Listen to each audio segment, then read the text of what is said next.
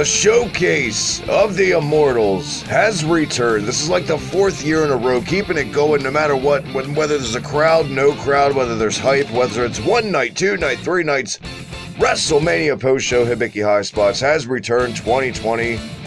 Speaking of that, for the first time ever, I'm bringing a couple of the shows together here, kind of like the Power Rangers, Morphin, and it's the Megazord now. I got here from our MLW show, a Major League podcast of their own. My co-host over there, man, what a month it's been for us over there. What's going on, TJ? How you been? Where can everyone catch you? What's going on, man? You can catch me on the Twitter at lawmans_. Other than that, yeah, we've had a great month with the MLW podcast, doing some cool stuff. Can't wait to keep on going.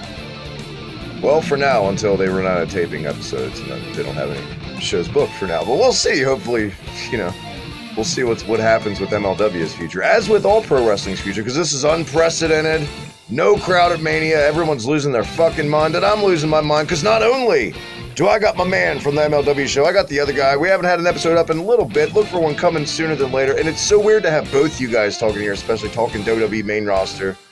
Colin, I think for the second year in a row, man, welcome back. Wrestlemania post show from The Alternative, our official AEW podcast. What's going on? How you been? Where can everyone catch you and your jacket? You can catch me in the Orange Cassidy jacket on Twitter at UberTieGuy.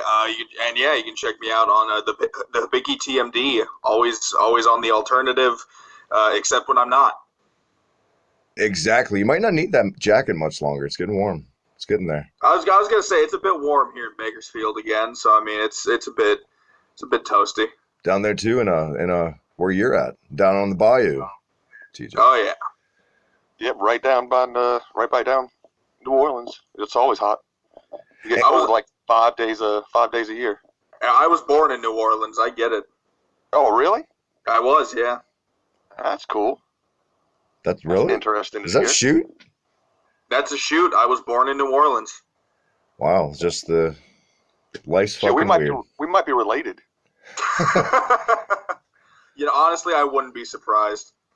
Speaking of that sort of thing, as advertised, speaking of relation, there's one more show, Pro Wrestling Journal, right here on this channel. Drew Ortman was advertised to be on here. He might pop in by the end of it, but no promises. He didn't think Mania would end this early, and quite frankly, I didn't either, because we're so used to this shit running for like 7 hours and like 1 in the morning it being done. But Drew might be here. If he's not, catch him at Drew Ortman and me on Twitter at the Hibiki TMD. That red button right down below, hit it, subscribe. All the goodness, retro gaming, pro wrestling, heavy metal podcasts, everything in between. UnionSmack.BigCartel.com, official Hibiki TMD merch. Gentlemen, 2 nights of this shit this year. How crazy. It's turned into Wrestle Kingdom, guys. I'm curious if, I know the answer to this. I know they wouldn't have done this if it wasn't for the whole, coronavirus, everyone has to be at home, no audience and shit like that. And I mean, you have to look for the somewhat positives about this whole thing. There's not a lot of them, but I can think of 2 positives that came out of having no fans. One, because the nights are split, Mania isn't going to be 8 hours long, and I'm very happy about that. Number 2, the main event of this show was way better than what we would have gotten from that match if this was in front of 70,000 people and it was a regular match. TJ, it is nice to, finish a quote Mania and not feel burnt out. I don't really feel burnt out at all. I feel like that was like 3 hours. That's like the usual standard time for a pro wrestling show. Felt right. Yeah, I agree. I didn't feel burnt out at all, mainly because I took a nap in the middle of it, and then I had to catch up later. But that is no fault of the show at all. I was just tired. And it's just the shitty circumstance. And for anyone, honestly, that has watched any Raw, any SmackDown, any NXT, and you've dozed off, I don't think anyone could blame you. I don't even think the talent could blame you. Because, they'd tell you themselves how awkward this has to fucking be. It takes away from the adrenaline, not having people to perform on, which makes the moves hurt worse, like we saw Xavier Woods tweet earlier. Just not having that to play off of. This had to feel, especially taping this shit for the first time ever, this had to feel so weird for this roster on Wednesday and Thursday or whenever the days were they taped it. Oh, yeah, I completely agree. Like you said, they feed off the adrenaline from the crowd, whether it's they're getting booed, whether it's all negative and they're chanting stupid shit to them, or if it's all cheering and positive. That helps them go. Do you think, Colin, especially since we talk AEW, do you think that WWE should have followed suit and got, because Vince hates following suit. He likes to be the, quote, first to do everything. Do you think they should have put some talent in the crowd to just add something? I didn't tweet it, but I was talking to one of my friends during Mania about this kind of thing, and I said the same thing to them. I think they should have done what AEW did, and just put some of the talent that's not. I mean, I can see why they didn't, because the way AEW did it, they did it as a sort of like, if you want to come to the show, you can, but you don't have to. And so with the wrestlers that did go to the show, even if they weren't being used, that's kind of where they could pull them from. With WWE and WWE being such a bigger caliber company and everything like that, them sending everyone home and them taping everything ahead of time, I can see why they only had hey, if you have to be here, but if you're not supposed to be here, don't show up kind of thing. But I think putting some of the lower card wrestlers that weren't going to do anything in the crowd would have made a little bit of difference, at least, because I know for me at least, the AEW Dynamite show where they had the audience in the crowd, I thought I loved it a lot more than when I saw the Raw and SmackDowns with no audience. So I think putting I know the whole WrestleMania was pre-taped, and I'm sure they weren't even there during the matches, but even hearing Gronk and Mojo Rawley scream every now and then would have been at least something. Well, how about this? What if the essential personnel that were there, like security, the makeup people, what if they just came and became the audience? You think that would have worked? It would have been at least something. Who's to say if it would have worked or not? Right. I know a lot of people were they were just they couldn't get past the fact that there was no crowd noise, and at certain times, yeah, it was a bit rough, but even the littlest amount of noise probably would have made a lot of difference. I will say this. I've been pretty negative Nancy going into this Mania for the generic fact that there's no crowd. It's real easy to get salty in that. But it hit me yesterday. You know what? Times are really shitty in the world in general. And I swore to myself this weekend I was going to try to make the best out of this. And I started I'm so used to this shit starting at 5 p.m. on the pre-show, fired it up. And you caught me, Colin, on Twitter. It was Edge and Del Rio, a best of. It wasn't nearly time. But I was you know what? I'm just going to watch it. And I put myself in a WrestleMania mood somehow, some way. I've tried to do it. Because, we don't got a lot of positivity around us, quite frankly, lately, guys. That's exactly it. I understand. I did the same exact thing. I was it was an hour before the pre-show was supposed to start, and I'm just fuck it, I'm going to just turn on the network and watch whatever the hell is on the stream right now. And it was the Edge thing showing his matches. And my favorite thing is the fact that the title of it was Best of Edge's WrestleMania matches, and all the matches I saw, he lost in the show, and I was sure, okay, that's one way to get me excited to watch this guy, I guess, but yeah, it doesn't happen often, but it happened quite a lot tonight. But and this is off topic from this WrestleMania, but at least to a different WrestleMania, we both agreed that Edge versus Del Rio was by far a pretty solid match. I've always really thought people praised him in the Undertaker's match, and I've always kind of thought that match was really overrated. I don't know what other people were watching, but maybe that's just me. But it's not to say it's a bad match. It's just not this hyped masterpiece that people make it out to be. I just miss Alberto Del Rio as a character. As a person, I've seen some things that don't make me necessarily like him as a person, but as a character, I thought Alberto Del Rio and Ricardo Rodriguez were one of the greatest fucking things in wrestling going for a while. Well, now you have the Caucasian version of that in MJF, so essentially. It's true. So there's something. Everyone saw the pre-show match then, I'm assuming, with Drew Gulak and Cesaro. Yeah, I watched it. I did, yeah. Just when this was turning into a fucking banger, it ended, and I was really confused. I don't really got. Yeah, I can't even really review it just because I was left perplexed. The match was only 4.5 minutes long. There's not a whole lot to review. Cesaro won. That's it. He did that cool airplane spin. I'd like to have seen Gulak kick out of that and then him go a few more minutes, and then Cesaro do something absolutely incredible and crush him. I feel like we didn't even get a Cesaro swing in this match. It was just they just went out there and did it. I feel like I gotta say, I don't like the Cesaro swing. I think it's stupid. I don't like it as a finish. I like it as just a little. I I don't like it as a finish, but at least it would have added something to the match at least. It would have added 2 minutes of him swinging a guy around. Yeah. This, I feel like they're booking this as a swerve with Drew Gulak. I think there's no plans to keep him as Daniel Bryan's protege. This is just to like keep making him eat losses until he turns heel on Daniel Bryan. I feel like just build that resentment up because he works so much better as a heel, and I think they know that too. Well, you were saying that I think you were texting me that where you were missing a 205 Live heel Gulak. Oh my God, I used to sing the praises of him when he was doing that political heel gimmick. I'm, no flips and all that shit. Colin can attest, he was there. I was going to say, as a matter of fact, I was like, one thing I did want to mention is thanks to Cruise Control and the sheer amount of time I spent watching 205 Live for our podcast we used to do on it, I was already kind of used to watching wrestling with absolutely no crowd noise because that's kind of what 205 Live was right. For the most part. Yeah. Yeah, I'm sure a guy like Gulak wasn't phased at all. Just another day at the office. Or anybody that came from TNA. I know that's a low blow. So this kicked off with a weird video package of Jack Sparrow impersonators, just this big, as I expected, a pirate-themed haha. It had a little bit of everything in it for the opening. What did you guys think? I thought it was pretty cool. I can't lie. I thought it was pretty solid. I think, for as much shit as WWE gets for a lot of the stuff they do, and it's deserved a lot of the time, I think they usually nail it head on with the video packages they do. I think WWE is really good at the video packages, and I think this was a pretty solid video package. Not to be outdone, I think it was fun. It was. Mama Steph came out first, though, TJ. We had to get Mama Steph in there. I forgot.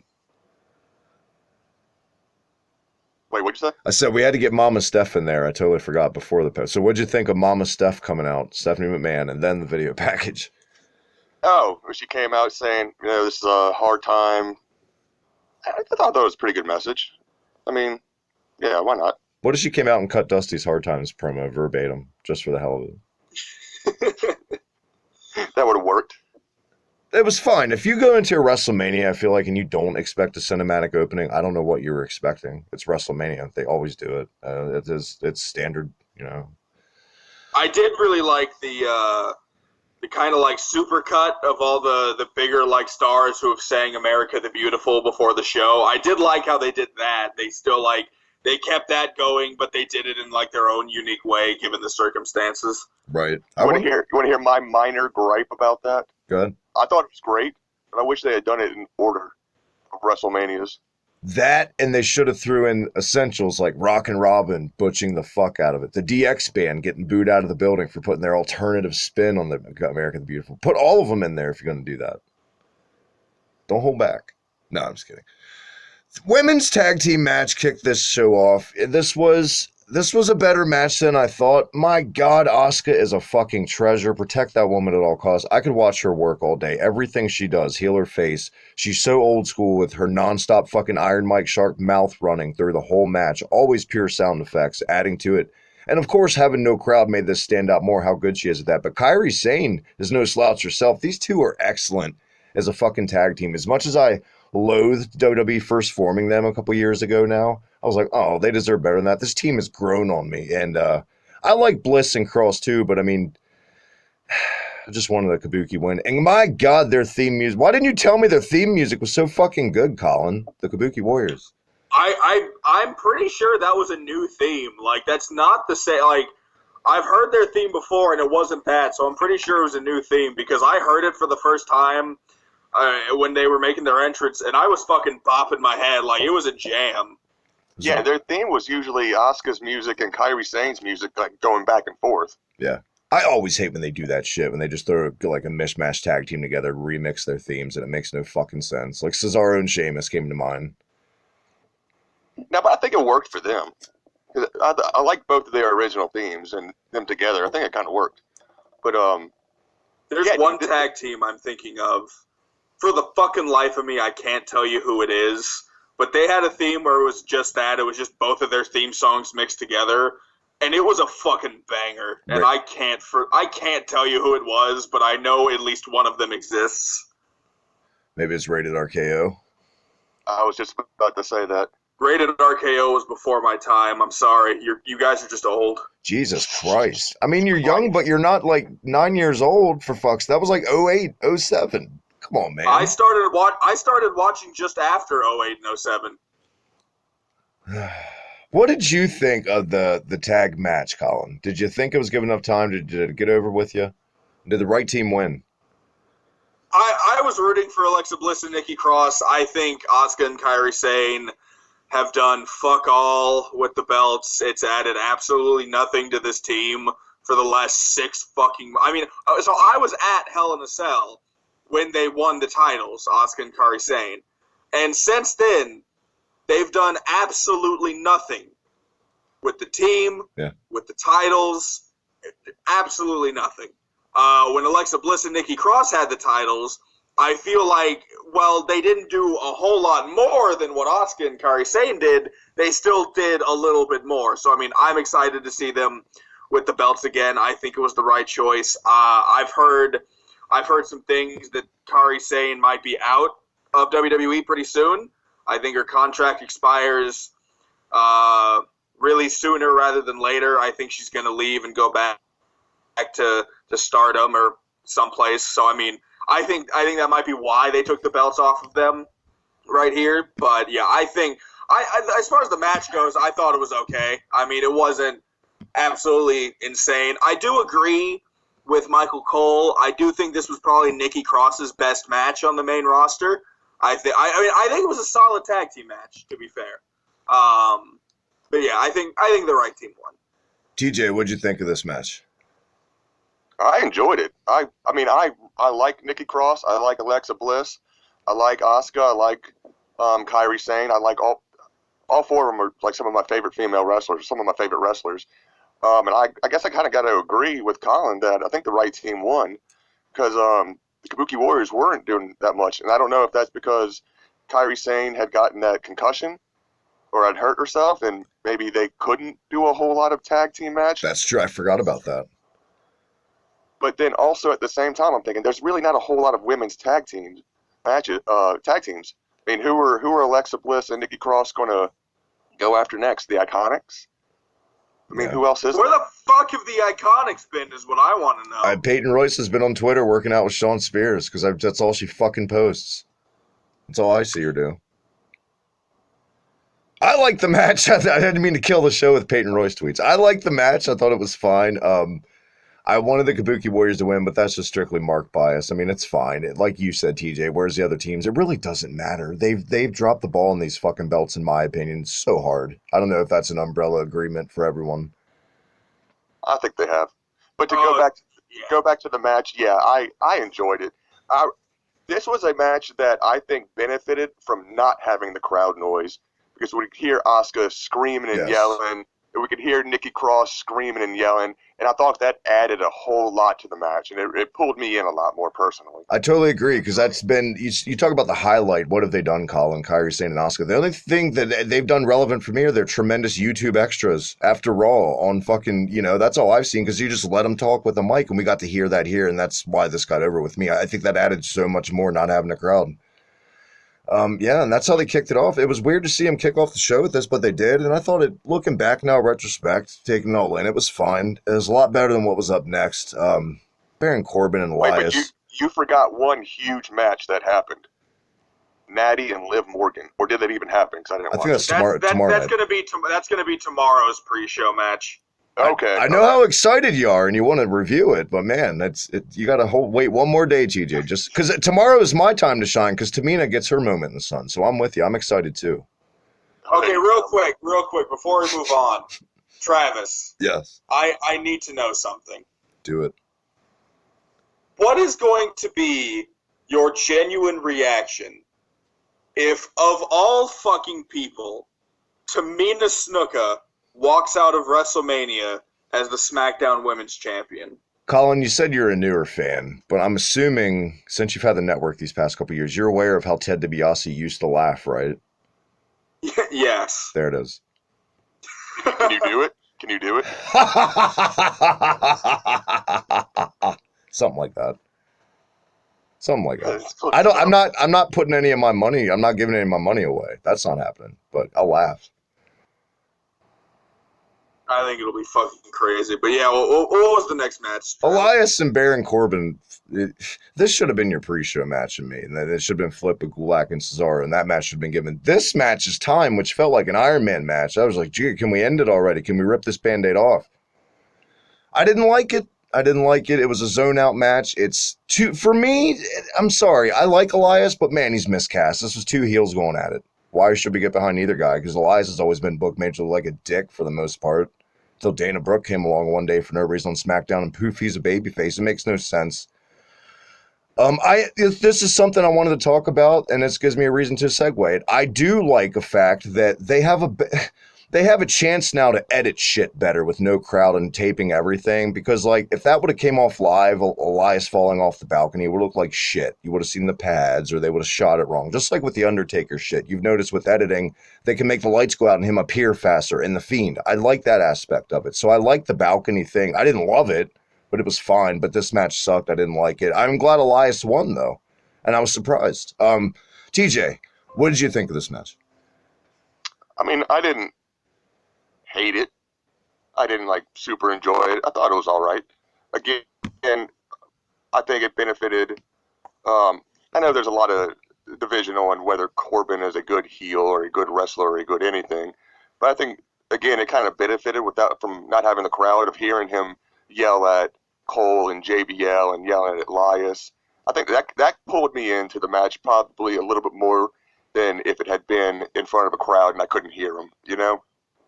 Also surprised none of us mentioned how I was surprised to see JBL. I didn't know he was advertised to be commentating. No, I didn't either. He wasn't advertised. He was just there. Did this match get over with you? I know you're a huge fan of both, Colin. That's not even sarcasm for new listeners. That's the gospel. Oh no, I mean I'm a huge Baron Corbin fan. I do really love Elias. I'd have to agree with the general consensus. This didn't do a whole lot for me. I mean, like I said, I love Corbin. I'm a huge fan of Elias. I'm glad Elias won. I mean, one of the few things that like people aren't really going to think about is the fact that because there's no fans and this is such a weird, unprecedented thing that's happening in the world of wrestling, there's a lot of things we're going to overlook that are pretty fucking cool for WrestleMania to happen. I mean, Elias got his first, WrestleMania victory. This was Cesaro's first singles match at a WrestleMania his entire career. Wow. There's plenty of other shit as far as tomorrow's show. I mean, tomorrow is Dolph Ziggler's first singles match at a WrestleMania. He's never had one. Is it fair to say, and I know Kevin Owens has had good matches before, but this is Kevin Owens' first real Mania moment, I would say. I was going to say, people were saying that, like, he hasn't had one. I'm like, he beat Jericho for the U.S. title a couple years ago. Does that not fucking count just because Jericho's in AEW? But is there anything that stands out in that match like this dive will in this one? You know what I mean? Like, oh, no, I think I agree in that aspect. Yeah, I think the dive will certainly will overshadow his match against Jericho and everything like that. But yeah, back to the Corbin and Elias match and stuff like that. And I'll point out more things throughout the show, I'm sure. But like, yeah, no, I'm glad that Elias like has a WrestleMania victory. I think that's really cool, based on last year's when he just ate it to fucking Thug Life John Cena. I mean, it's not so much better than. I mean, I think as a career move, I'd rather lose to John Cena than win an empty arena match against Baron Corbin. Yeah. To be fair, yeah. But I mean, yeah, it was a match. I can kind of. I think it could have should have been on the pre-show, but it happened. It's over with. It was a match. You talk about. There you go, Travis. This is the match that I fell asleep towards the end and was asleep for like the next hour. There it is. NyQuil the match. It's a new gimmick match. You talk about, matches happening and, lackluster and placement. This really surprised me that it was on so early, but I guess now knowing how long, like, the Boneyard match was and all that shit, I guess it was fun. Again, looking back. Becky Lynch coming out, and for a second, I got really excited because, Mania, they bust out nostalgia, and I thought this was like Hogan coming out and, like, the Dungeon of Doom Monster Truck Sumo shit was going to happen. But no, it was a big rig. It was Becky Lynch. I thought it was pretty badass looking with, like, her hair as flames. I did like it. I mean, there's not very many people who can say they have a big rig that has their face spray painted on it. So, I mean, I hope one of the things I always think about in wrestling is like, with shit like that, like, Becky Lynch now has, like, there's this big rig with her face spray painted on it. Does she get to keep that? Is it going to go to the warehouse? Let's go into the warehouse, pal. I was going to say, like, where's that, like, what happens to that kind of shit? Like, where the fuck is that going to be for the rest of its life now? I mean, Jesus Christ, man. A lot of these guys' gear go to the warehouse at this point, if you think about it. That's how petty things can be. Give me your undies. An episode, I remember watching an episode of that Mick Foley reality TV show, whatever it was called. Right. You know what Foley. I'm talking about? Yeah. And they visited the warehouse, and it's like all this stuff was there that you think that some of them wrestlers would be able to keep. Right, exactly. So I'm sure that motherfucker is going to be parked in that establishment for quite some time. I mean, honestly, you never know because, I mean, it wouldn't be a WrestleMania bring up this certain person's name, but I mean, CM Punk posted a photo on Twitter, I think yesterday or the day before, and it was a picture of him. It was a picture that he just took, not an old photo. It was a current photo of him wearing his Straight Edge Society mask when they shaved his head bald. So I mean, it's like, how do they pick and choose, like, who gets to keep what? Do you think John Moxley got to keep Tony Khan's car? I hope so. Or does Renee get to drive it around? I don't know.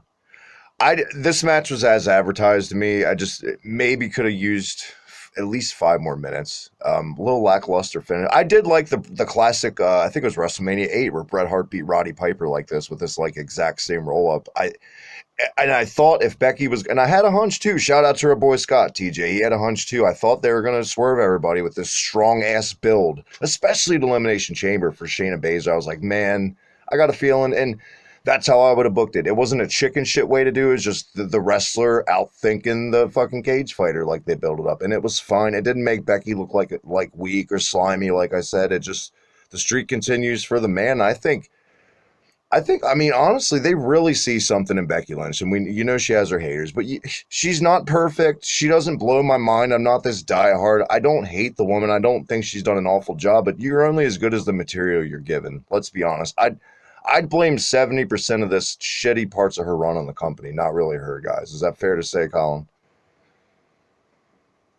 I would agree, yeah, for sure. I mean, I definitely agree with that. I was going to bring it up if no one else did, the fact that I thought for sure Shayna Baszler was winning. I mean, and the problem I have with this match is the fact that,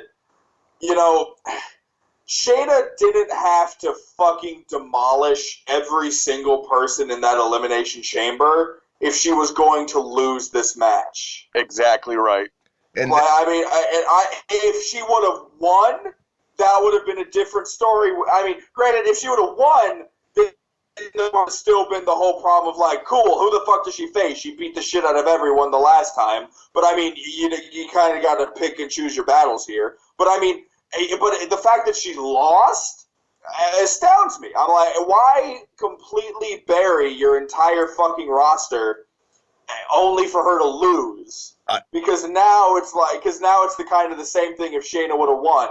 Now that Becky won and beat Shayna, I have one theory. I have only one single fucking theory as to why it could have happened, but I what now? Bad dad joke. I just said Austin. Go ahead. Oh, that too. No, so I mean, here's the thing. Now, Shayna beat the piss out of every single other woman on the roster, essentially. And then Becky beat Shayna. And the only thing I see happening that could make sense, I don't want it to happen. Let me make that clear. I don't want it to happen. But this is the only thing that would make sense to me, is if on tomorrow's show, Charlotte Flair beats Rhea Ripley, and then Rhea Ripley beats Becky Lynch for the Raw Women's title. That's the only fucking thing I could see happening that would kind of save this whole thing from it just being an utter, like, cool.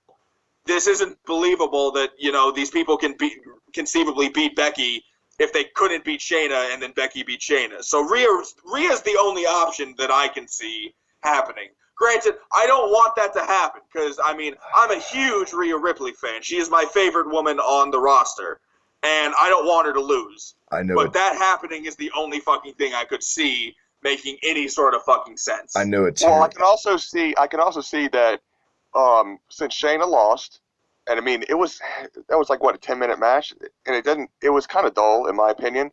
I agree. I can see now that they're setting up for Ronda coming back. Or a rematch, or another terrible option that I've been thinking about, and it's somebody that's due back any day, and it would make sense as far, and it would make sense as far as long-term storytelling and all that fucking shit, but Nia Jax is due back any second. I heard she was going to be on SmackDown, though, so, who knows? Who knows? I would think Ronda would have to be Christ. I would rather see... It's so weird I'm living in a world right now where I'd rather see Ronda than Rhea, but ever since Rhea's been and especially this feud with Charlotte, this isn't the Rhea Ripley I saw in NXT UK, right? Something's missing, and this has happened so many fucking times with people that cross the border onto the main roster. Even though she's technically not main roster, let's be honest. NXT doesn't have the edge it did before it went to USA. I don't think. I would agree there's something a little different about it for sure. Corporate America, my friends. Anyway, I'm with you guys. I thought the match was good, but it was missing something. It was a little meh, It really was. And to go back, it's like, where do you really go from here now? Who does Becky really go against? Shayna winning, you could have prolonged the feud with Becky, her trying to get the belt back. But I have a whole another theory about everything later on, so. Ooh, look at that. Potential spoilers. Up next, I think it was a ladder match, right? We're supposed to be a tag team match, but Miz is out, so it's one guy from each team, where this is never... I like this, actually. Can't ever remember this being done. It makes sense, It was the Intercontinental Championship match. Oh, excuse me. You know what? That's how lackluster this fucking match and disappointed me was, that I just overlooked it. This was the match, one of the matches I was most hyped for. This is a dream match, and it failed for me. Hey, Travis, and I didn't see these next two matches, so I'm going to tap out and go get a beer. There you go. It's Miller time. What did you think of the IC match, Colin? With Fidel Castro? Honestly, it was bound to happen eventually that you and I disagreed on something. I liked it. Cesaro and Gulak was okay. It didn't last long enough for me to care about. The tag team match was okay. It lasted a little longer than I think I would have wanted it to. Elias and Corbin wasn't great. Becky and Shayna, a bit, it also could have used another 5 minutes. It was very underwhelming. Could have used Gangrel in a bloodbath. Exactly. Everything from the IC title match on made this show good, to me at least. Because, spoiler alert for my final grade, I guess, is I thought the show was pretty okay. It was pretty good, I would say. The only thing I really wouldn't watch twice is Corbin and fucking Elias. I would watch every other match at least one more time. I thought they were solid. Circumstances, all that shit, But yeah, so that being said, I think Sami Zayn and Daniel Bryan was the first match that was actually, pretty good. I thought it was pretty solid. And so... yeah, I liked it. I thought it was a pretty hard hitting match, to be fair. And that's kind of one of the benefits you can have from not having an audience, is you can basically hear everything, and so you could hear all the hits, you could hear all the moves and everything, and this was a pretty stiff match to me, at least. So I thought it was good. I thought the right person won. I didn't want to see Sami Zayn lose, because Sami Zayn has been one of those guys that I think has been long overdue for a title push, whether it be IC title, world title, tag team title. Fucking give him the 24/7 belt for all I care. He was long overdue for a title. And now that he has one, I don't want to see him lose it anytime soon. I think he should and will lose it to Daniel Bryan later down the road, but I didn't want to see him walk into Mania, after just winning it and then lose the belt. I think they missed the boat 3 or 4 fucking years ago. They should have put the IC belt on Zayn when he was at his hottest and he had the most buzz on. After he answered Cena's challenge and then he got injured, but when he first came back, he was red hot. And they threw him in that ladder match at Mania that Zack Ryder won, which was a shit decision looking back. I know how much you love Ryder, but let's be honest. I mean, I like the decision at least. I thought Ryder winning was cool. I mean, it gave. See, I think WrestleMania is more for the WrestleMania moments. And I think Zack Ryder winning the belt was definitely a WrestleMania moment people won't forget. So I mean, and that's why I liked it. But I think if anyone else should have won that match, it definitely should have been Sami Zayn. Because like you said, he's been long overdue for a fucking title, and they should have done it years ago when he was hot. I think, if anything, I mean, I don't know. I think they did. I think they did it right with what they did with Kevin Owens. But I think if anyone else should have dethroned Cena for the United States Championship, it should have been when Sami Zayn answered the open challenge, when Cena was doing the open challenges. It should have been Zayn who beat him. I didn't, and I agree. I hadn't been watching SmackDown a lot lately, and I didn't even register that he's doing like this Fidel Castro gimmick, Sami Zayn. And I was like, why the fuck is he dressed like Fidel Castro? And then they kept calling him the Liberator on commentary. And then I was like, all the guys are foreign in his stable. He's doing the Castro gimmick. I'm like, that's fucking great. That's so Bruce Pritchard, probably.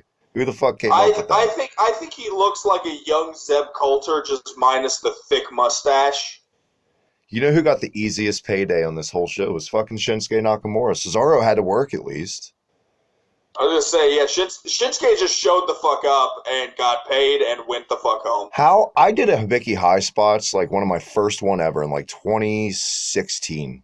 I think it was right before Nakamura had that great match with Sami Zayn. Nakamura's best WWE match still to this day. And how far we've fallen. If you go back, listen to this, and you hear the hype in my voice for Nakamura coming in, it's unbelievable. And like it was like everybody's biggest fear kind of came true. Even though Nakamura will tell you, because he has in interviews, that he's happy, he loves living in Florida. Well, I'm glad you're phoning in and cashing a check. We were hyped. Sorry. It is what it is. LOL wrestling. And that was the ice. I don't even know if TJ's back. I don't think he is. He didn't see the match. It's all good. You didn't see the match anyway. Now we can discuss the ladder match. This really could have. I'm really going to say it and sound like a spoiled child. The obvious. This really could have used a fucking crowd. This was a really good goddamn ladder match. Oh, it was phenomenal. Until the Boneyard match happened, this was my match of the night. Was the ladder match. Very hard hitting, the finish was very wrestling, very WWE, but I mean, it's WrestleMania. A lot of the show too, I was just trying to picture this going off in front of like 80,000 people, and I think that finish would have gone over pretty well. Some of these spots would have got the sickest reactions from the crowd, I feel like, because some of these were just, unbelievable. These guys killed themselves in front of no one, literally. And yeah, no, for sure. And I think this was easily a match that, it could have used a crowd. And I mean, but at the same time, it was also one of the matches on the show where it's like, it could have used a crowd, but it still was good without it. Because I mean, you could hear the Usos and the New Day, kind of shit talking each other. They're friends, but they have the rival. They have the the Usos and the New Day. I feel like will go down as one of the better tag team rivalries in history, and you could hear them joking about it and talking their shit, and that's what I liked about at least no audience for this one, is the fact that they could do that. Watching Kofi in this match made me really thirsty for like a big glass of cold water because his hair looked like sour gummy worms or something. Dude, I saw his hair and I'm like, he looks like some big league chew. Really did. I wanted to eat your hair, Kofi Kingston. I believe I said that about another grown man. TJ, here's something you can tag in on. What did you guys think of the Miz and Morrison rap video?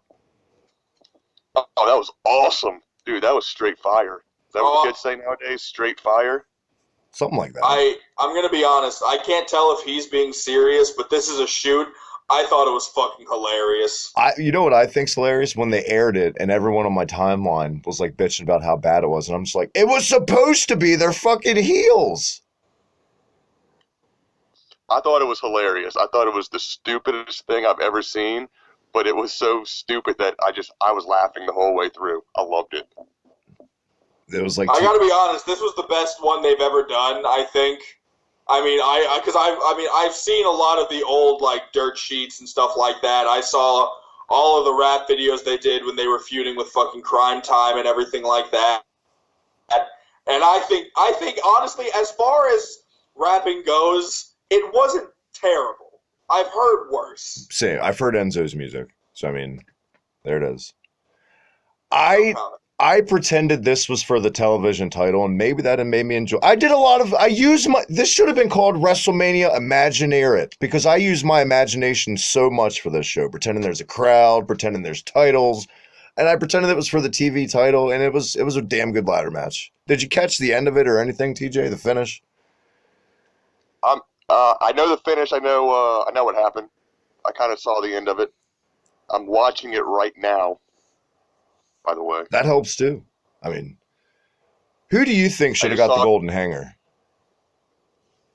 Who do I think? Who should have won the golden hanger? The coveted. The hell is the golden hanger? The thing the belts hang on. It just looks like a clothes hanger. So who should have won the match? Who do you think should have won the match? I think the right people won the match. Colin? I mean, I'm not disappointed with Miz and Morrison retaining. I predicted the Usos. I thought what they were going to do with it is the fact that the New Day have one more title reign than the Usos do. So I thought they were going to have the Usos win. That way they can tie the New Day, and we can rehash the New Day and the Usos later down the line to kind of establish who's going to be the better team. Blah blah blah blah. But I mean, I like the ending. I mean, I like to say I'm a complete whore for weird shit in professional wrestling, which is probably why, people like Baron. You just called yourself a weird whore. That's. Yeah, no, I mean, that's what I'm saying. Like, I'm a total whore for weird shit in wrestling. Like, that's probably why, Baron Corbin and Jinder Mahal are two of my favorite fucking wrestlers. And that's why I think the Boneyard match was one of the greatest fucking things I've ever seen in my life. So, I mean, that being said, this finish was basically right up my alley. It was kind of like that M. Night Shyamalan finish, like, oh, I should have saw it coming, but I didn't see it coming. Miz and Morrison retain after Uso and Kofi push him off the ladder, holding on and leaving him bewildered. What happened? I know what happened. Up next is Kevin Owens and Seth Rollins, right? Yeah. What do you guys? We don't do WWE shows, so we finally get to talk about this shit on something. The Monday Night Messiah thing's grown on me, and he's finding this character more and more every week. I'm sorry. I know I've made fun of Seth Rollins a lot over the years, but I'm not going to lie. I'm enjoying it. TJ, how do you feel about it? Well, I think it's pretty cool, and I think it's in like a complete it's completely because of all the fans having shit on him and everything, and then I don't know how much creative control he's had over it, but it seems like he did just in reaction to how fans have been treating him. And it's kind of like, well, fuck you. You don't like me. I don't like you. I'm taking this shit over, Colin? I like it. I think this version of Seth Rollins is the closest thing we'll ever get again to like a 97 Shawn Michaels, where he's just a complete fucking dickhead, and that's why I like it a lot. Oh, but I thought 07 and 08 was before your time, but you're just going to reference fucking 97 Shawn Michaels. Look, I'm full of surprises, what can I say? Full of bullshit, too. That's what I'm called. No. You know what? Suck my dick. I liked his Assassin's Creed entrance gear. That was pretty cool. I did like the white. You know what else I liked about it? I like how with the Monday Night Messiah, it's not all about him trying to get like the Universal title or the WWE Championship. He doesn't need that damn title No. on him all the fucking time to be He needs interesting. validation is the title he's trying to go after. Because he's very insecure as the heel and blah blah blah and delusional. And I think you mentioned it, Colin. I think they should always keep him in white this time. Ever since everyone's bitched about it since that one fucking match to Jon Stewart, why doesn't they put him in white? Well, here's the reason: to shut all those people up. Finally, keep him in white. Sick of hearing about that. That rare Rollins figure in white. Shut up. And our girl Bubba loved him in white. Right? My God, she broke kayfabe on Twitter today. Oh Christ! By the way, welcome to the channel, WCW. Coming soon. This was my favorite match, more than the Boneyard match. This was just everything for me because I did enjoy the Boneyard match, but shocker, Colin, I'm more of a purist. This nailed everything. They talked shit during it. It was all good. The selling of Rollins was fucking phenomenal. Maybe that's something we haven't noticed too. Maybe with the crowd there, he can't get a chance to praise his selling more. But man, it really didn't. He made it seem like he had broken ribs sometimes when he took a senton or. I don't know. It all resonated with me. The dive was tremendous. That was the moment. The right guy won. It told the right story. There was no fucking bullshit interference. I got a total pass on this. Would recommend I'd watch this 4 or 5 times. Colin, what did you think? I thought for sure. I was pretty disappointed when Rollins hit him with the bell, and it was just going to be because I figured I'm like, well. Yeah, that strikes me as a WWE finish that they would do. Okay, I guess we'll just move on. But then, Owens is like, no, we're not going to do it like that. No disqualification. I'm like, okay, cool. We're going to get an actual finish here. And then, I think they knocked it out of the park. And the thing, what I liked about it is it didn't drag on. Because, the match only went about I think it only went about another, 5 minutes or so after they restarted it. Yeah. And that's what I liked, is it didn't drag on after they already, did the match. And yeah, I think I did like how they put the WrestleMania sign just fucking front row behind commentary. I think that's pretty fucking great. Oh my God, VIP access. Right. And so and the thing is, I had zoned off, or I was looking at Twitter. I didn't see Owens climb on that thing. I'm not sure what was happening between that time. I just look up and all of a sudden he jumps and fucking lands on. I'm like, oh shit, okay. To be fair, it took him 2 seconds to get up there, just because how it's set up with the balcony and shit. That and the fact that I'm sure they cut, cut footage for time because they can. But yeah, no, I thought it was great. I thought the match was pretty solid. Once it restarted, from start to finish, I thought it was good. If it would have just been the fucking, original time where he just DQs himself and leaves, I thought that would have been easily the worst match of the night. Everything like that.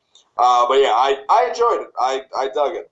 I can't even, before, 1 second, TJ, before I can't even believe I didn't mention the Falcon Arrow on the apron was a spot throughout the whole night, but that was the one spot that made me cringe. I was like, Jesus. Go ahead, TJ. What did you think of this match?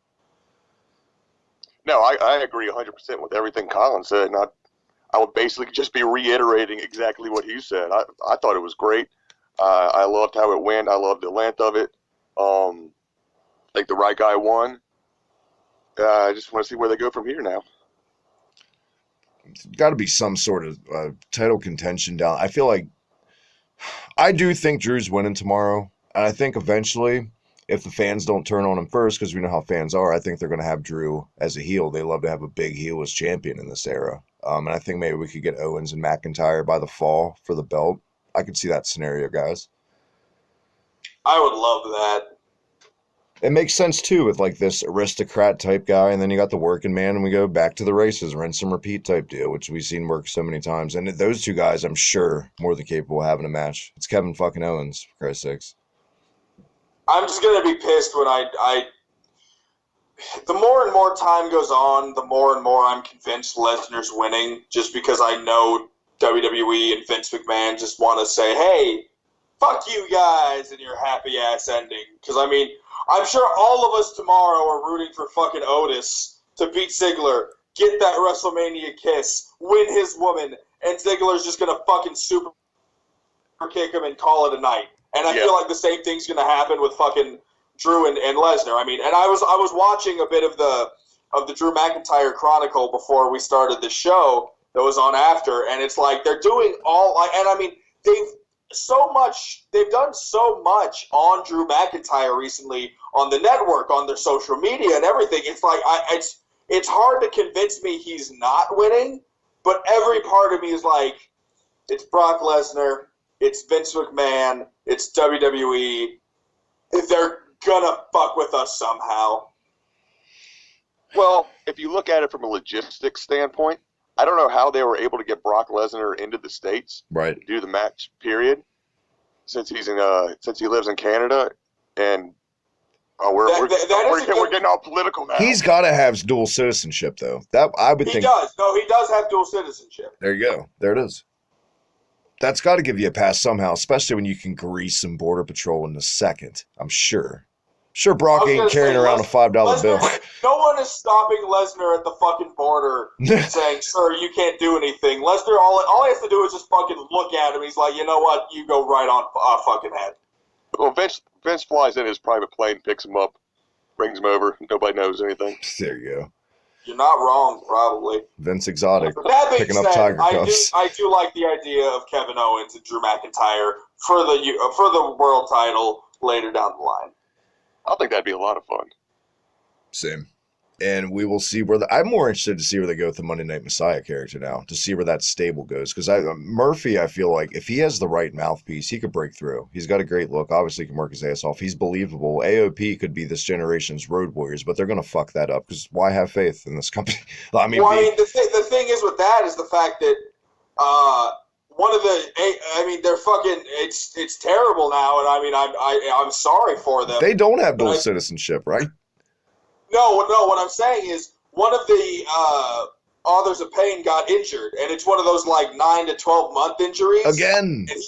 And he's again. That's the thing. Like they've been injured so much, and it sucks because they're such a great tag team and they're such great characters. But now one is gone. I know they're not going to bring the other back. So, and they basically said like all the news reporters and stuff like that have basically said like Rollins and Murphy are still going to be on TV, but they're just going to be a tag team. There's not going to be any more, of the faction or anything like that. It sucks for the AOP too because they are a case of, and of course that's going to be held against them because we know how Vincent they are. If you're injury prone, pal, but if they would have been around the 80s and had to do as little as the Road Warriors did, they would have never got injured. They would have very successful. Imagine the Road Warriors now having to keep up with this in-ring in 2020. They'd be injured all the fucking time. Let's be honest. The amount of cocaine they'd be snorting, it would be. They wouldn't even have jobs. They wouldn't pass a piss test anywhere, not even Tijuana. And those piss tests hold up.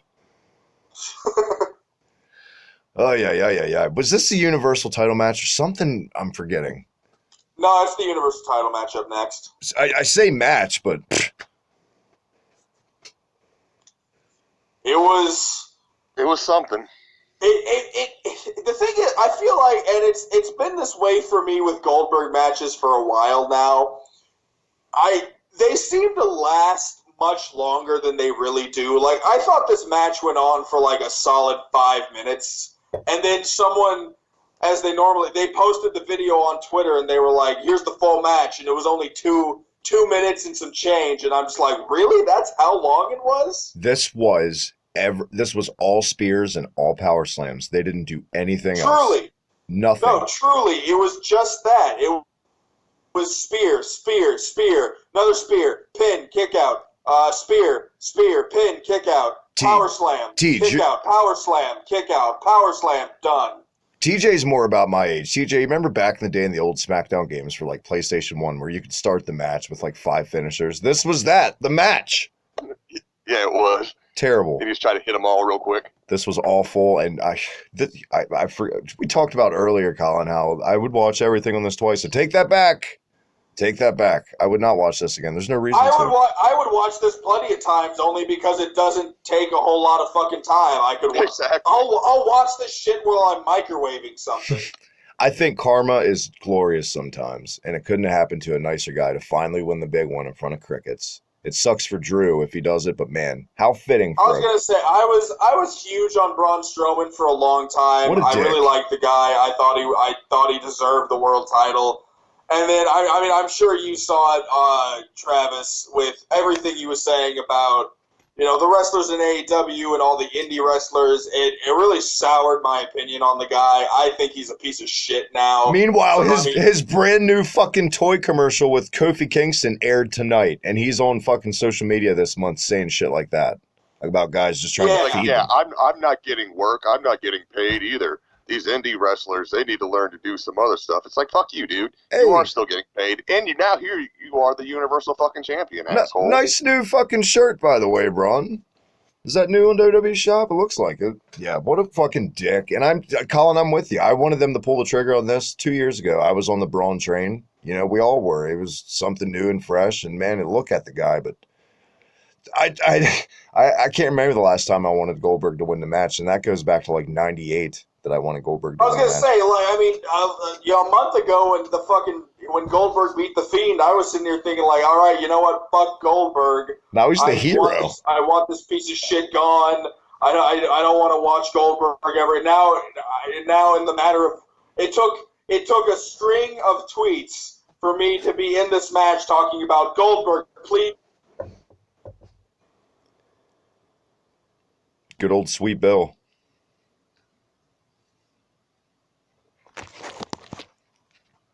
This is another one of those things where like people are like, one of the things I mentioned earlier is the fact that people are gonna forget the fact that this is gonna be a WrestleMania that is never forgotten and will always be talked about. But so many people are gonna overshadow the things that happened, and it's the fact that Braun Strowman is now fucking world champion. He finally fucking did it, but it's.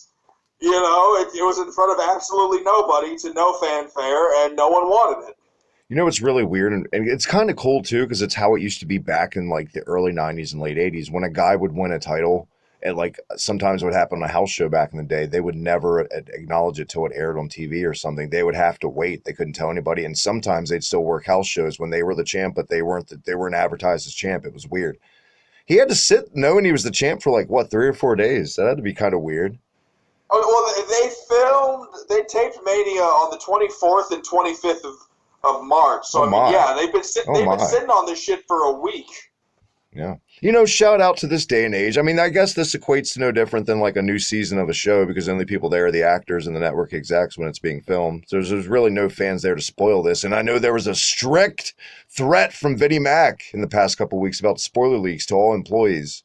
No question you'll be terminated. I'm pretty impressed that none of this shit's been spoiled so far, at least reliably. I mean, I've seen plenty of people saying, hey, this is a spoiler, but it's like, I've forgotten all of them anyways, and none of them are from credible sources. And I did like the fact, and the thing is, I kind of want to know how far he would go with who did it. I mean, like, if Roman Reigns tweeted out the entire WrestleMania card, would he be fired? Would he really? It's like a power move, and then he jumps to AEW to get out of his contract, and it's people stuff of legends and shoot interviews. Something. That would be amazing. No, but Colin, I'm completely surprised that none of this was spoiled for us at all. It was shocking. Yeah, that's what I'm saying. Like, it's pretty impressive that like absolutely none of this shit was spoiled. I mean, no one knew what the fuck. I mean, and the way I know is the fact that like if people would have known what this Boneyard match was gonna be. Someone would have fucking said something beforehand. Right. I just thought it was their way of calling it a casket match now. I just thought it was going to be a casket match, honestly. But hey, before we get to the Boneyard match, yeah, I got a question for y'all. Shoot. As quick as that match went with Goldberg and Braun Strowman, what do you think it would have been like if it was Goldberg and Roman Reigns? Do you think it would have just been them spearing each other constantly and then him pinning him?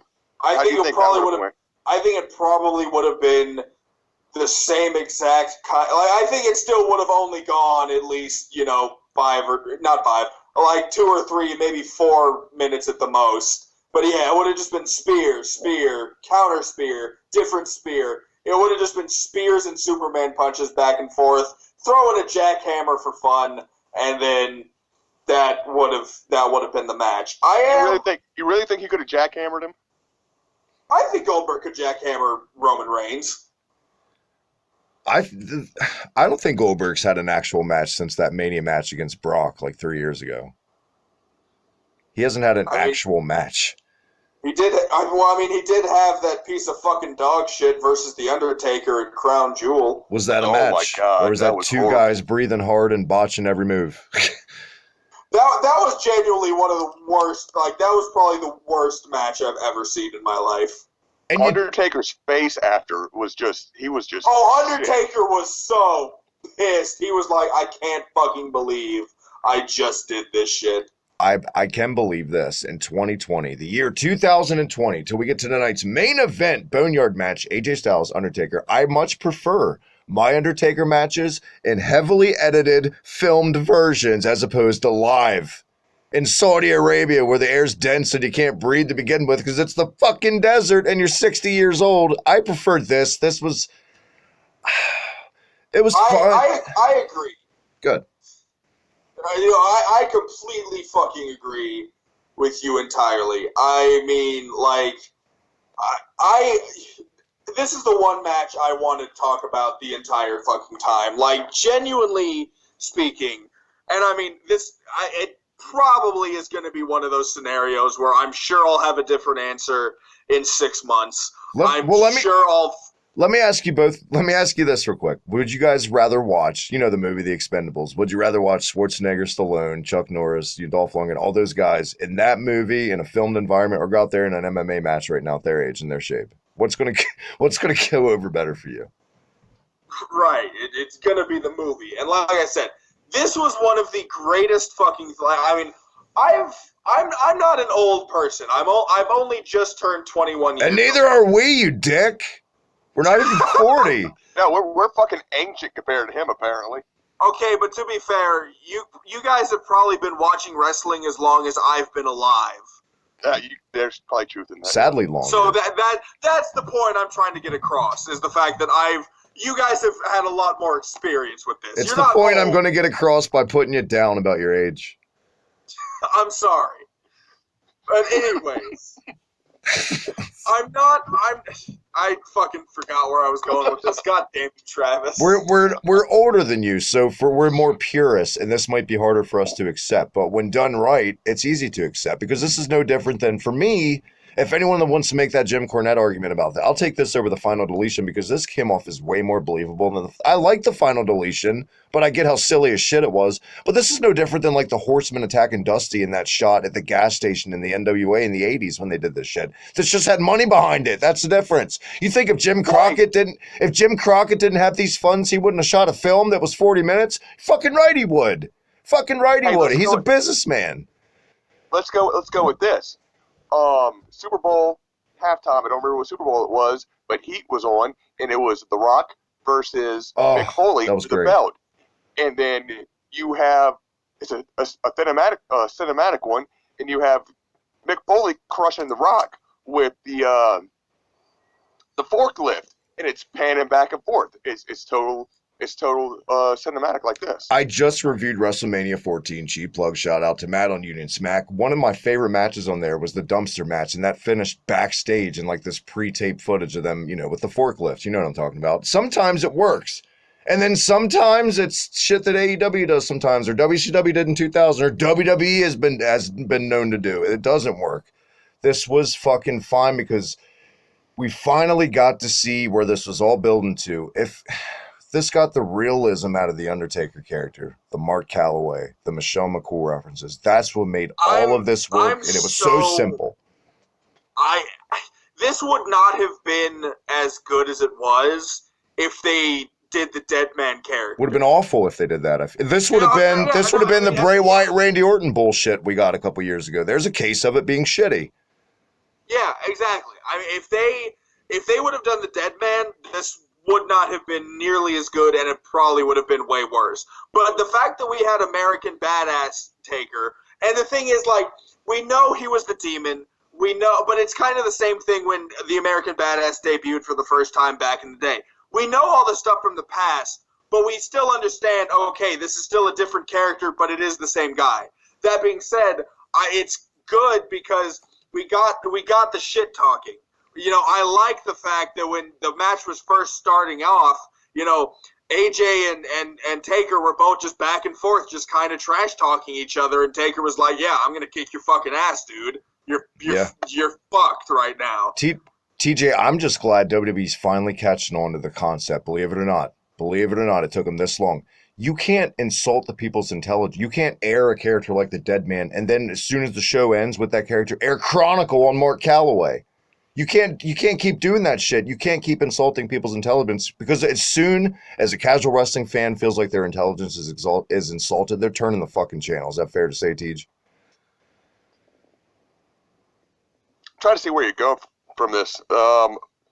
It's about time they stop pretending like we don't know his name is Mark Calloway, basically. And I'm long-winded, and I'm on caffeine, and I'm jacked up. Yeah, I was saying, it goes back to what Colin was saying, is about how he was the American badass, and he was Mark Calloway.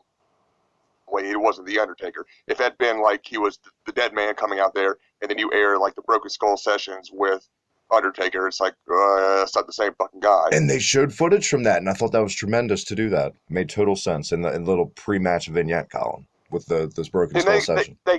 They actually kind of did that a little bit back with the Ministry of Darkness shit, when you had Stephanie McMahon saying, "I don't know what's happened to Mark. He's really flipped." Yeah. So they kind of broke a little bit of the kayfabe there, but it was still the Dead Man Undertaker, leader of the Ministry, and I like what they did here. I think everything was off the table as soon as Undertaker himself broke kayfabe. I think Undertaker kind of opened the doors to this kind of thing happening when he lost to Roman Reigns at WrestleMania last year. Was it last year? I don't fucking know. A couple years ago. It's like 2 or 3. But when he lost to Roman, and he, put his hat, his boots, his gloves in the ring, went outside and kissed his wife, Michelle McCool, and it was on camera. We all fucking saw it. I think right then and there is when we kind of opened the floodgates to this kind of thing happening. Right. And at the time, I was pissed. I'm like, let me rephrase. At the time, I was like, cool, he's retired, he's done, he can fucking live his life now. I was pissed when that wasn't the case and he came back and continued wrestling. However, now, if this is how they shoot Undertaker's matches in the future, I'd be fine if he went another 5 to 10 fucking years doing this shit every now and then. If this is how they do it, I love this fucking match. And then for the final send-off, one of my favorite fucking things I've ever seen. This is where I was going with what I was saying earlier. I've watched wrestling since a little before WrestleMania 24. My entire life has ever since then has basically revolved around wrestling. I have tattoos that represent wrestling. My room has fucking wrestling shit on it. My wardrobe, wrestling is a huge part of my fucking life. I have seen a lot of fucking wrestling in my day. And this Boneyard match is probably the craziest and it was one of the most hilarious fucking things I've ever seen, but that's not a bad thing. I was laughing, but that was because of just the sheer holy shit, this is insane factor that was happening. This is one of my favorite fucking things I've ever seen in professional wrestling. We failed to mention the low-key motherfucking MVP in this was AJ Styles. This was the most evil I've ever seen AJ Styles look. This might be the most character we've ever gotten out of him. Tremendous job by Styles. Oh yeah, he was not a very nice guy. But to go back to what Colin was saying, it really was so fucking cool how they put all this together, and I would love to see more Undertaker stuff like this. Now they can't do this every time. They can't. They can get away with this. It'll get old. Yeah, they can do it once or twice a year. Fair. I feel like maybe 3. I mean, at this rate, he only wrestles once or twice a year, and it's usually Mania and the Saudi shows. I don't think they should do it for the Saudi shows because that wouldn't make any fucking sense. However, for WrestleMania, I don't think they should do it for Mania either, because I'd like to believe that this shit will have, the world will go back to normal or at least some new version of normal, sometime soon before the next WrestleMania. I think this would be a great thing to do, once a year, maybe once every other year during the year. Not for Mania. At Mania, if they're going to have him wrestle, they can have him wrestle in person and do a normal match. But every now and then, if there's the right kind of character, they could do this match, and it would be perfect. Where do you go with AJ Styles from here? How do you bring his character? I mean, it's fucking wrestling. You could just say, and you never even have to shoot it. Just say Carl's and Anderson and Gallows woke up and dug him out in time. Boom, he's back. But don't do it like next week. Oh, I mean, the thing is I've heard rumors, at least, that I know they've already taped the Raw after Mania on this Monday, but since then they have not taped anything else. And I've heard that they're going to basically announce, cool, because of this virus, they're basically going to go on a hiatus. That's what I was thinking when I said I have my theory of what's going to happen. I think after this next Raw, we're not going to have anything for a little while. Because let's talk about it. The world's been losing their shit. The lowest Raw rating for a go home on Mania ever. The lowest Raw rating ever was Monday. Correct. Yeah, I mean, and the thing is, it's like, not to get too political and everything, but it's kind of one of those things where, like, we're at the point in life, like, I mean, I don't, and this isn't me calling you guys old. I mean, I'm going to be honest. I don't even know how old TJ really is. I don't fucking know. I was just fucking with you earlier. Oh, I know. And Travis, how old are you? 36. 30. Okay, cool. I'm 21. Not a huge difference, but a sizable one. But I mean, this is one of those things where, like, I don't think anything has ever happened like this in our lifetime, in our parents' lifetime, even our grandparents' lifetime. Vince McMahon has never gone on a hiatus. He was the first show to air after 9/11. He went through the war in 2003. He went through the war in 91, the federal government. He has never had to stop. He is going to lose his fucking mind, especially considering his new goddamn expensive football league had a lot of positivity behind it. It was good. It was taking off, and then boom. Boom. I know. I completely agree. I thought the XFL was doing fantastic. Like, the XFL was doing way better numbers and revenue than anyone thought it would. The second time around, let alone the first time. It was good. Let's be honest. The thing I'm pissed about the most is the fact that the team I picked to root for before the season starts was the St. Louis Battlehawks, and they were fucking kicking ass. And all of a sudden it's like, oh, well, now we have to stop the season. I'm like, you motherfuckers, I'm an Oakland Raiders. Let me have one goddamn football team that does something. That's so funny. I'm right there with you because I'm a Defenders guy, and they kicked ass too, and I'm a Dolphins fan in real life. So there you go. Exactly. You understand my pain. But yeah, no, I mean, but back to the wrestling thing, it's like, this is such an unprecedented time in the world of wrestling and just in the world, end sentence right there. It's such a strange time we're living in. I mean, I know All Elite Wrestling, they have filmed shows up until June. So, I mean, they're good for right now.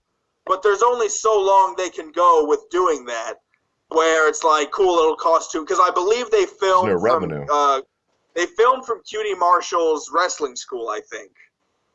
But it's like, there's only so long certain things can go on like this before, it's not going to be around anymore. Yeah. TJ, what did you think of the Boneyard Showdown? I thought it was great. It took me a solid, few seconds. My first thought was, am I playing WWE 2K19 where I have to face Bray Wyatt? Mm-hmm. That was my first thought, but then it grew on me very quickly, and I thought it was a lot of fun. And I thought the whole cinematic of everything. I thought AJ Styles being the heel, and then especially toward the end where he's sitting there whimpering to the Undertaker, "Please don't bury me." I thought everything was freaking awesome about this. I got to be honest. When I first saw that it was going to be one of these kind of matches, that initial pit in my stomach, I was like, ugh, because I had flashbacks of Bray Wyatt, Randy Orton. But I'm just like you about, maybe 2 or 3 minutes in. I was like, all right, this is going to be different. This is going to be pretty decent, I feel like. This It feels makes me real. really excited to see what that Firefly Funhouse match is about tomorrow. Exactly. I was going to say the same thing. Like, I mean, if this is how, and I mean, I'm sure a lot of us are a bit wary about that though, because I mean, we've seen whatever the fuck the other match was called. I know what was the name? You just said it, Travis. With Randy Orton a few years ago. The House of Horrors. Yeah, that's the one. House of Horrible. And to be fair, and I mean, I'm going to steal a quote from Travis, hands of those who are shocked. I like the House of Horrors match, but that goes back to the fact that I like weird shit that, typically would not be well received in wrestling. I live for that kind of shit. Also, I'm just a really huge horror movie fan, so I mean, it was going to be on my good side. But that being said, I'm aware of the fact that the House of Horrors match didn't do a whole lot for either man. And it made everything look a bit fucking, stupid and whimsical. But I mean, if they shot tomorrow's match the same kind of way that they did this, it's going to be phenomenal. It's also going to be hard to follow. So I kind of hope they do it more in the arena, to be honest. Can we take 2 of these back-to-back days? Because it's going to be compared to this, and this was so well done. It kind of feels like an Impossible Bar right now. It's so fresh. Would that be a good idea? I mean, the question you have to ask is, because I mean, I was talking to, I was interacting on Twitter with JD about because he had asked what's the main event. I'm sure he loved all of this show. Oh, he didn't even watch a second of it. I guarantee you. But I mean, he had asked what the main event was, and I said, oh, it's going to be Strowman and Goldberg. Obviously, it's the Universal Championship. Because I mean, no one fucking knew what the Undertaker and Styles was about to turn into. And so now I'm thinking tomorrow. I'm like, they said on the pre-show that Lesnar and McIntyre would close out would cap off the night. But at the same time, is what they're gonna do gonna be better than what's gonna happen with the Fiend and Cena? I mean, if the Fiend and Cena is like what this Taker and Styles match was, then I don't know what's gonna go on last. And I feel like it matters because if Cena and Fiend does go on last, then it's probably going to be one of those crazy, 35-minute, balls to the wall, just the most insane shit you've ever seen. If it doesn't go on last, then, it could easily just be a fucking Falls Count Anywhere match with some weapons we haven't seen in a while. So, I mean, I could see him spreading that shit out, too. Like, if you're going to do it, put Cena on the Fiend, kind of like you did Becky tonight, like third. And then get that, and then give people a chance. I was about to say give the crowd a chance to settle down. Jesus Christ. Give the people a chance to settle down a little bit before you get Drew and Brock closing your show. For me, I don't see anything being able to follow Drew and Brock.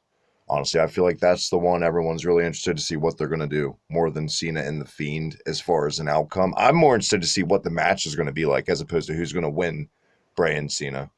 I don't really care who's going to win. I feel like it's going to be good either way. It's just one of those kind of matches. For sure. Man, this was... What do you think? Do you think if like the Bray and Cena match is a cinematic match like this Undertaker and Styles match, do you think that since this was done so well, our expectation of possibly that being the same is going to kind of like give us unreal expectations about what this is, and if it doesn't match up to how good this was, are we going to hate it? Unfortunately, I feel like every single one of us on this show tonight know at least 3 on social media of those wrestling fans that are malcontents no matter what. And it's going to be hard for those kind of people's takes all the time to be like, make you feel that way. But I think go into it open-minded, let each match be its own thing. Don't compare it, guys, and just enjoy it. Just like I enjoyed WrestleMania for what it is. And believe it or not, I can't believe I'm going to say it. They've actually got me hyped for night 2. I am looking forward to tomorrow night. There's going to be no show. We're just doing a night 1, but I am looking forward to tomorrow night. I'm really interested in Drew and Brock. Rhea and Charlotte. I mean, early predictions, guys. Who you got in that match, TJ? Rhea and Charlotte? Yeah. Yeah, I think Rhea retains. Who you got, Colin? I mean, I'd be down to run through the whole night too and give our predictions, but I mean, for this match specifically, We can do it. Let's do it rapid fire. Let's knock this one out. Yeah. So I mean, All right, go ahead. real quick on the pre-show, does anyone give a shit? No. No. All right. Nobody wins. I pick Liv Morgan. I'm gonna be wrong. Anyways, for Rhea Ripley and Charlotte, I'm so torn. My brain says Charlotte, but I already put my predictions out on Twitter that I think it's gonna be Rhea Ripley, so I'm gonna stick with Rhea Ripley. Rhea Ripley. I'm going Charlotte. I feel like they want to piss people off. I feel like in that Charlotte is tailor-made to play that role, and I feel like in their mind it's a big name to get more eyes on NXT, even though she hasn't moved a fucking needle at all. It's actually gone way down, but still, it's not because of her. It's just a situation. I just feel like Charlotte. They love to swerve. The women's 5-way SmackDown match. Tamina fucking Snuka's gonna seize WrestleMania. I'm saying it again. No, honestly, I feel like Sasha Banks is gonna win. Guys, Colin. Sasha Banks. I'm picking the dark horse. I'm gonna go with Lacey Evans on this one. I could see that, and then the feel-good moment, maybe her daughter's there. Hopefully they put the child in a fucking mask at least for the celebration. I think what's gonna happen is Bayley and Sasha are gonna like Bayley's about to win, Sasha knocks her off, and it costs Bayley the championship, and someone pins Sasha. That's good. and then we get it depends on if they go on the hiatus or not, but I think it'll lead to a Bayley and Sasha feud, but not for a title, just simply because they're pissed off at each other. But I'm picking Lacey Evans. Raw Tag Team title match. Go ahead, TJ. I'm changing my vote to Lacey now after what Colin said. I know, Hey, right? fuck you. Look at that. Colin Russo over there. Holding it down. Baron. Raw Tag Team title match. Who wants the smoke with those tremendous new old school No Limit Soldiers album cover t-shirts? Man, I want one of those. Street Profits defending against Zelina Zingers. Who do you guys got? I'm going Zelina Zingers for some reason. I feel like they want to put Austin Theory in there to make a statement, even though he's a last-minute replacement. They're I don't know. It could go either way, but I feel like they're going to shock people. I feel like tomorrow's going to be a swervy night. I just got that feeling. Who do you got in this one, TJ? I'm kind of going with you there. I think they're going to do the swerve, and I think your Zelina people are going to win. My Zelina people. And they're just to piss off everybody. Zelina Zingers. Zelina Zingers. We need a t-shirt in the store that now. We'll get that before we get a fucking alternative shirt at this rate. Jesus Christ. Colin, who do you got? Probably. I like the fact that Austin Theory is in this match. I feel like they could have gone with a shitty replacement. I thought almost for sure when I heard Andrade was going to be out, they were just going to fucking put in Humberto for no reason, even though it would have made no fucking sense. Yeah. Because Angel and Humberto have been feuding for fucking months at this point. That being said, I'm picking the Street Profits. I'm a huge Street Profits fan. Absolutely love them. Don't want to see them lose anytime soon. I don't think they will. I don't even think they were going to lose to Andrade and Angel Garza, so let alone I don't think they're going to lose to Austin Theory and Angel Garza. But I do love the opportunity that Austin Theory's getting. I think it's going to be fantastic for him, at least. But I'm going Street Profits. It's incredible the amount of time Humberto Carrillo's got over the past couple months, and he's not even on the goddamn card at WrestleMania. How many matches that it just... Yeah, it's astounding. Unreal. Yeah. It's like he signed a deal with the devil. It was like, you'll get 4 months of straight TV time, but you will not be on WrestleMania, or you will only be on WrestleMania. And he was like, fuck it, put me on Raw. Last man standing. The mega powers of the Rated RKO explode. Edge and Randy Orton. I'm going Edge. There's no reason I don't feel like it's the comeback feel-good moment for Edge. I don't see any other reason why Edge isn't winning this match, and Orton isn't going to be hurt by the loss because he's Randy fucking Orton. TJ? Oh, shit. Damn it. I like what you said, but I don't think Edge is going to be around that long, and I think Edge is going to be there. He needs putting over to put Randy Orton over even more, and that's going to lead to Randy Orton possibly challenging for a belt, possibly doing a little bit more. I don't know. Randy Orton. See, I feel like Randy Orton could lose to fucking Austin Theory tomorrow and still fit into a world title match and no one would question it because he's Randy Orton. I don't feel like he edged, you know what I'm saying? It doesn't make... I was going to say, Randy Orton's one of the few people where it's like, he could lose for a couple of months, and if someone put him in a world title match, no one would give a shit. Do you guys see him in the world title picture ever again, or is he down to like Cena Town now, where he's just like, hey, man, fucking payday? You think he's getting to that rate, TJ? I think he is, but I still see Randy Orton winning. I don't know why, but I just see it. You got bit by the Swerve bug like I did. See, I feel like this is the match that's most predictable for me, but you're going with Swerve. You're going the Russo route. Colin, are you feeling Vince Russo-ish on this? No, I'm not. I can't imagine, the story that they're going to tell, the story that's already being told with Edge and his comeback, and they would have him lose. I can't fucking see it happening. I'm going to go with Edge. I wonder if they try to do incorporate things into the match like Edge did in all of his WrestleMania matches from the past. Like there'll be a ladder spot. I hope there's a spot where they light a table on fire like he did with Mick Foley and he spears him through it. That would be tremendous. Oh, as a matter of fact, now that you reminded me, I want to rescind something I said earlier.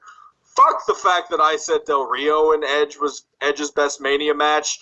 It was definitely Edge and Mick Foley. I went back and watched that match one time, and I fucking loved it. Did you say it was Edge's? I thought it was Del Rio's best. I didn't tweet out it was Edge's best match. I thought Edge gave Del Rio his best match in WWE. Oh, that's what you said. Okay. I read it as the opposite. Yeah, I had to read his tweet like 2 or 3 times. To get I thought you said that Del Rio was Edge's best WrestleMania match. I take back that Hardy Boys meme from earlier. I'm gonna delete it now. I know. I guess we. This is when you. I'm about to win the world title, but you just smacked me with the chair. Yeah. What else is happening on this fucking card tomorrow besides Drew and Brock? I'm missing something. We got Otis and Dolph Ziggler. Otis's moment of glory, getting that WrestleMania payday. You guys Colin, take it. I gotta think.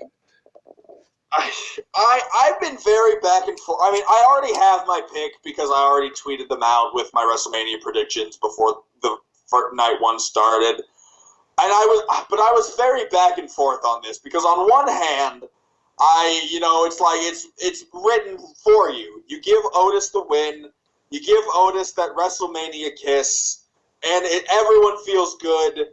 And part of me as an overweight fat person is slightly offended by this storyline because I'm like, the only reason everyone is so invested is because Otis is fat, he's not traditionally attractive, and he's with this fucking bombshell supermodel Mandy Rose, and we're all just rooting for the fat gross guy to get his woman, and part of me thinks that's bullshit, and I'm like, why the fuck does it have to be that way? But the other part of me is like, I know exactly why it's that way. That being said, you're the demographic, is what you're saying, pal. Exactly. I'm the person who's invested in the storyline. This is your main event. Otis.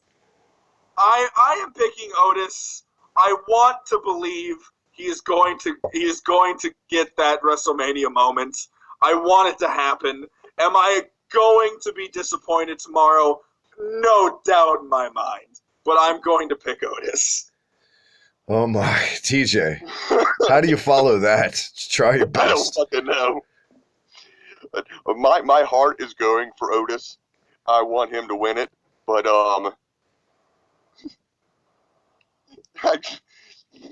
I grew up more of a Dolph Ziggler guy in my prowess and physique, and so I think Dolph Ziggler is going to win it. I want Diggler. I want Dolph Ziggler to squash him in 4 minutes and then make out with her right in front of him. And then I want them to book an storyline. Otis eats himself into depression, and then they release him. Travis, why do you do this to me?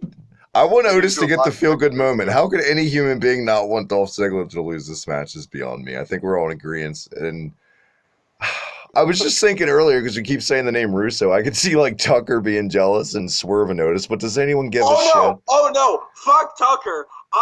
If we're gonna Vince Russo Fuck swerve this Tucker. shit, fucking Sonya Deville and Mandy Rose More like make out and fucker. Am I right?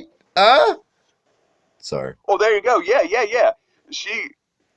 We finally get that storyline between Sonya and Mandy. Whoever wins, she rejects them, and then we get that lesbian storyline between Mandy and Sonya. HOA, holla! It's coming back.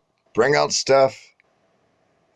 we also on the card. I was going to say something, but I'm not saying. I'm pretty sure it's not going to happen because I mean there's literally nothing on Twitter that says it's going to happen. But I mean we do. Yeah, okay. I refreshed the page. They fixed it. Aleister Black and Bobby Lashley. Who do you guys have? Gotta go Black. I don't right? care. You gotta go Black. Aleister Black. And I mean Alice. I meant Aleister. There's no reason Bobby should win. No, there's not. No, why? I don't even know why this match is happening. How did Bobby Lashley get on the card and Rusev didn't through all that storyline? Rusev is basically in a contract dispute with everything now, so he's probably never going to be on TV again. That's 2 years in a row.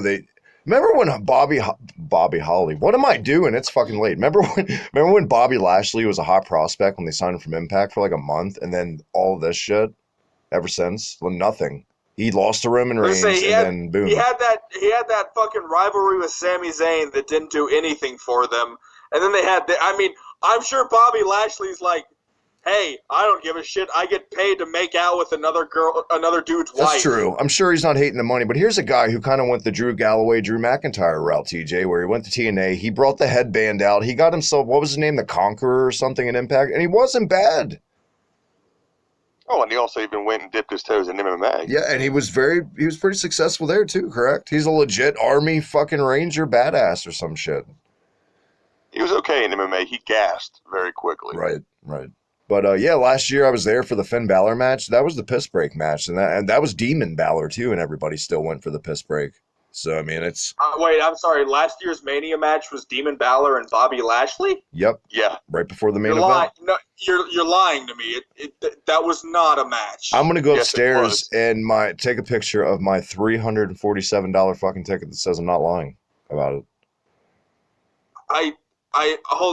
I'll be fucking. Oh, that's fucking right. It was for the IC Championship. It was a piss break match. And they booked it right after that Thug Cena shit you were saying at the top of the show, Colin. And you know why Thug Cena got no reaction? Because it wasn't The Undertaker. Because that was the first Mania in years there was no Taker. And that whole crowd, we paid to get some Undertaker in too. It's Mania. We knew he wasn't coming. Nobody cared about shit after that. And Lashley had to follow that. Good booking. I'll be damned. It's so weird. Last year's Mania, aside from Kofi and fucking Bryan, almost doesn't, like, it never happened to me. Right. Aside from that one match. More in modern Manias too, it's so inconsistent. Like back in the day, you would see build-ups to Randy Savage in 4, and then the next year at 5, the Mega Powers. It was concurrent, and it made sense sort of, and you could see progression. Now it's just like universe mode, like you're saying in 2K19, TJ, or some shit like that. It's so fucking random, ridiculous. But you can rest assured that sitting atop tomorrow, let's do it. The big baby Brock will be at the top of the card as usual, like every other. Travis. I missed one, didn't I? John Cena and The Fiend.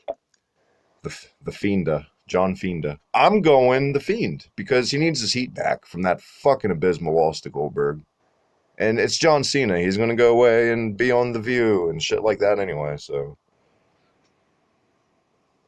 Oh, I agree with that. I think, yeah, The Fiend's got to win this. They got to put The Fiend back over. That whole shit with Goldberg, that just kind of like killed a lot of it. Or not to kill it, but just slowed it down. If the whole thing that happened with WrestleMania, with the fact that no fans and everything, if that doesn't prove to you that Goldberg and Reigns and that whole shit didn't need the fucking title and it would have been better saved for The Fiend and Cena, I don't know what the fuck does. Mm-hmm. Yeah. Because I'm going with The Fiend. I truly believe Cena's a good person, and he wouldn't fucking Like, I want to believe that if he walked into the meeting and someone said, like, cool, John, you're going to beat The Fiend, Cena would have flat out said, no, the fuck I'm not. I'm not going to beat The Fiend. He's going to kick my fucking ass. I'm sure some people would dispute that whole debate. I mean, I'm sure the Nexus and Kenny Dykstra feel differently about John Cena, but that's another podcast. I'm sure he used to be a piece of shit, but I'm sure now he's at least probably like, guys, I'm never here. I don't need to win these matches sometimes. So we all going Fiend then, I'm guessing. Yeah. I mean, how could you not, for Christ's sakes? Look how this was the hottest act in the company last fall. And it's so cliche, but look what that Goldberg loss did. Let's be real. Without splitting hairs. It's unfortunate, but I mean, I still think The Fiend is probably the People most still popular care. character in wrestling. People still care, but but people still care about the character, but they're not going to accept another shitty booking decision like that. I think they're in dangerous territory. Like, if they do something that shittily drastic again, I just made up a word, by the way, people aren't going to accept it, and they're going to stop caring about The Fiend. Kind of like what Dolph Ziggler is now from 2014 Survivor Series. They're on thin fucking ice with this character right now. If he loses tomorrow, he's dead. He's fucking dead in the water, and we never need to see The Fiend ever again. TJ, now can I do my Big Baby Brock intro? Did I get everything in? Yeah, sure. Big Baby Brock sitting atop the mountaintops with Drew for the not the Universal title, WWE title. I'm going Drew. I said it earlier. I think this is not going to go long. I may maybe give it 6, 7. I think this is a Hoss. I don't think this is a Strowman Goldberg. I think this is a stiff Vader Hansen Hoss fucking battle right here. I think it's a match style that's been sorely missing with two guys these size in quite some time, and I'm dying to see it. They're probably going to disappoint me, but that's what I'm hoping for with my rose-colored Gorilla Monsoon glasses, TJ. Who do you got? Do you got Drew or do you got Baby Brock? I got Drew. I think you got to give it to Drew. I think we get like a pretty good 7, 8, 10-minute match. Drew puts Brock, but Brock can sell very good. That's what a lot of people don't realize. Yeah. And I think he's going to sell a lot to Drew. I think Drew's going to get the win, and I think the world will be happy until the day after when everybody starts taking Drew McIntyre. There you go. Pretty much. Colin, the time is now. We're at a crossroads, my friend. Final hour, final decision and prediction for the big one, the main event of WrestleMania. You know, it's kind of the same scenario I have with a lot of these matches, at least for night 2. My brain says Brock Lesnar because I just know Vince McMahon wants to fuck with all of us. But your dick says Drew McIntyre. My heart-throbbing dick says Drew McIntyre is going to just beat the shit out of Lesnar. I'm so happy. And I already predicted it. So I mean, I'm going with Drew McIntyre as well. All right, look at that clean sweep for the Fiend and Drew this year, unprecedented for these post shows or prediction shows, whatever they have it is. Guys, I really enjoyed night 1. I loved doing this show with you tonight. I loved. This one kind of felt like more than any other Mania. We are the world. We are the children. It was like watching it with your friends virtually because that's what it was. It was a cool way to do it, I guess. I hope we don't got to go through it again next year. So we're all just making the best out of a bad situation. But this was not. This was the best out of a damn good fucking situation. The shows came together at last. It's in the books. Until we get out of here from our official MLW podcast, a Major League podcast of the road, my man with the plan, TJ. One more time, where can everyone catch you on Twitter? Not your Instagram, because I know the gimmick and it's private. Yeah, my Instagram and my Facebook are private. At Lawmance_ on the Twitter. Gizmo Duck. Gizmo Hawk Duck, because I have a mohawk now. There you go. Thank you, my friend. I hope you enjoyed yourself some WrestleMania, and I hope you enjoy tomorrow nights. Oh, I loved it. Looking forward to tomorrow night. Colin, my friend from the alternative, our official AEW podcast. It was so weird, and this felt so nostalgic. It felt like 3 years ago to talk about WWE with you on a show. We did it. One more time, where can everyone catch you? And if you want to plug our merch store or any of that shit, feel free. I mean, it's not like we don't talk about WWE on the alternative a lot anyways. That's true. But yeah, you can check me out on Twitter at UberTieGuy. Head over to getclothesline.co.uk. They have some great quality merch. I'm wearing it now, as a matter of fact. It's great. And I mean, You might want, he may not want you to follow him on Instagram, but follow me on Instagram. It's Uber Thai Guy. There's just underscores between the names and shit like that. Just follow me everywhere you can find me. If you know my home address, just fucking come watch me. I don't care. We really are like the three pillars of like going up the slope. Because like I have an Instagram, but I don't fucking use it. So if you want to follow me, Hibiki TMD on Instagram. So I'm like that middleman, middle ground. There you go. And for Drew Ortman, from my co-host on Pro Wrestling Journal podcast, could not be here. Once again, follow him at Drew Ortman. Get some merch. UnionSmack.BigCartel.com. The official Hibiki TMD shirt. All that stuff. Union Smack shirt. Undertaker book by my Union Smack co-host Matt Tennant. A trip down Death Valley. Intros by yours truly. Until next time, everybody enjoy night 2 of WrestleMania. See that?